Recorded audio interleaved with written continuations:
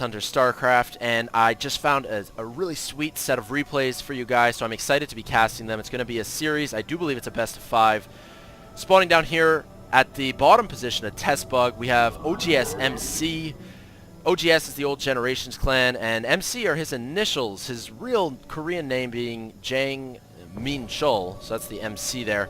MC here is the best Protoss player in the world. He has won 2 GSL championships. He has won hundreds of thousands of dollars in tournament winnings over his brief career so far in StarCraft 2. An absolute beast, and I would outline him as the favorite in today's matchup. It's actually a mirror matchup, and our second Protoss player spawning as red at the east position of Test Bug, we have XiaOt. XiaOt is a Chinese player, and I've casted some of his games in the past. He is just about the best Chinese player considered right now. I think the only other contender might be Loner, although also the player XiaOt, whom I casted one of his replays just a few days ago. He's also a very strong Chinese player, so a lot of talent coming from China today, or these days rather. Anyways, as I mentioned before, this is going to be Test Bug, and I want to do a quick map tour for you guys. To be honest, I haven't casted a whole lot of games on this map myself. You do have a pretty large main base. This ramp down here, of course, leads to your a natural base that appears to be pretty easy to defend. You can't land anything on the high ground area here, so you can't abuse the terrain as easily as some other maps. And then you've got a pretty large choke point that leads out to the center portion of the map. There are these 3 destructible debris, and it makes sense, it's a triangular map. These destructible rocks can be destroyed and to reveal a Xel'Naga watchtower, and you also have a 4 Xel'Naga central tower here as well. The potential for your third base, I guess you could take this one down here as MC if you wanted. You could also possibly take this one over here, and this is a 3-player map, so the architecture is unique, and it does allow you to have some more interesting options than on some of the other maps. You can be a little bit more creative. And let's get into sort of the build order analysis here. Let's actually compare their geysers. Let's see, we got 24.3 and 24.2. So yeah, they got their simulators at the exact same time. As you can see, line it up on the production tab. Although MC is actually missing a probe right now. MC's not creating a probe. He's just a little bit delayed with that. And yeah, Cybernetics core timing lines up as well. So very similar builds so far. Let's take a look at MC's vision. His probe, ooh, gets taken out. That is not good, especially in a mirror matchup, especially at this pro level of play. Every unit, every mineral seems to matter. Both players getting warp gate research, both players chrono boosting warp gate research. And we see XiaOt here has got 60 energy on his Nexus, and just 36 now as another chrono boost goes down for MC. Second assimilator as well going down for MC. No second assimilator just yet. Is XiaOt going to go for that? He's getting a gateway instead. Putting down 2 gateways. We got 3 gateways from XiaOt, make it 4.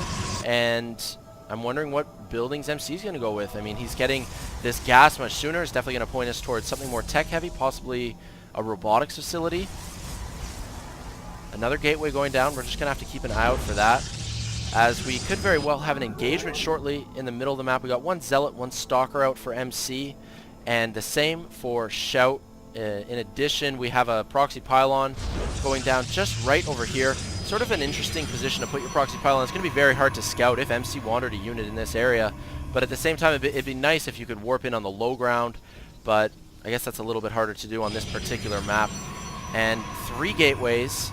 Well, 2 on the way. We're going to have 3 very shortly here from MC compared to 4 gate.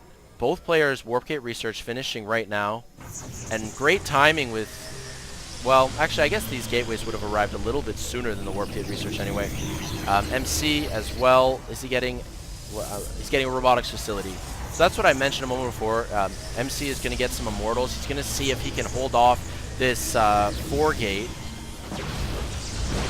Oh no, MC Stalkers here getting caught way out of position.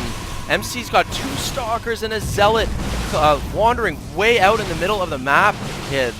XiaOt really sprung the pressure on MC by warping in units just over here, and as a result, catching MC off guard. MC loses 2 Stalkers and a Zealot very early, so unless there's enough force fields here to really delay XiaOt's push. MC's going to have a really tough time, but oh, and look at that, 4 Zealots getting warped in behind the force fields, but the Zealots can't advance until the Stalkers are on the high ground. 5 Stalkers, 3 Zealots here for XiaOt, moving in all the probes off the line for MC. Those probes are able to tank a lot and deal significant damage as well. Is it going to be enough? It does appear so, as, oh my god, XiaOt now getting forced out of MC's base. XiaOt trying to reinforce with his proxy pylons as quick as possible, getting another Zealot in, but there are even more reinforcements, and here this defensive 3-gate may hold, but now even more Zealots coming out from XiaOt, and it just might be too overwhelming. It's very tough to call. 30 supply to 30 supply right now, and this game is too close to call.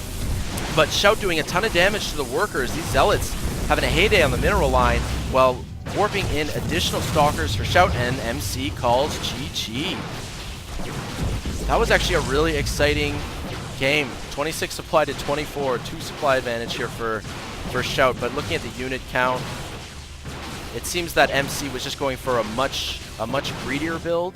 MC was spending too much money on probes.